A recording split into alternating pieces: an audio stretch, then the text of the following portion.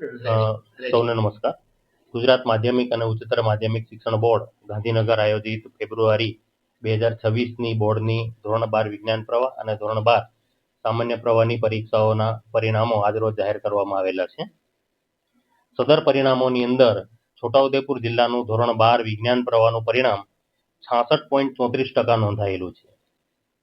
ગત વખતના પરિણામો કરતાં 4.23%નો વધારો ધોરણ 12 વિજ્ઞાન પ્રવાહના પરિણામની અંદર જોવા મળેલો છે. જ્યારે સામાન્ય પ્રવાહની વાત કરીએ તો સામાન્ય પ્રવાહની અંદર 92.30% જેટલું પરિણામ અત્રેના જિલ્લાનું નોંધાયેલું છે. જેમાં ગત વખતના પરિણામો કરતાં 1.31% જેટલો ઘટાડો નોંધાયેલો છે. ધોરણ 12 વિજ્ઞાન પ્રવાહની અંદર કુલ 2 કેન્દ્રો ઉપર પરીક્ષાનું આયોજન કરવામાં આવેલું હતું. જેમાં બોડેલી કેન્દ્રનું સૌથી વધારે પરિણામ 84.35% નોંધાયેલું છે વિજ્ઞાન પ્રવાહમાં, જ્યારે છોટાઉદેપુર કેન્દ્રનું 57.62% પરિણામ નોંધાયેલું છે. એ જ પ્રમાણે ધોરણ 12 સામાન્ય પ્રવાહની અંદર અત્રેના જિલ્લામાં કુલ 9 પરીક્ષા કેન્દ્રો ઉપર પરીક્ષાનું આયોજન કરવામાં આવેલું હતું.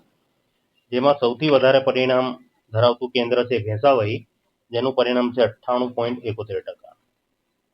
સૌથી ઓછું પરિણામ છે એ કવાંટ કેન્દ્રનું છે 81.45%. સારું પરિણામ મેળવવા બદલ સૌ વિદ્યાર્થીઓને, આચાર્યોને, શિક્ષકોને, નિરીક્ષણ સ્ટાફને ખૂબ ખૂબ અભિનંદન આપવામાં આવે છે.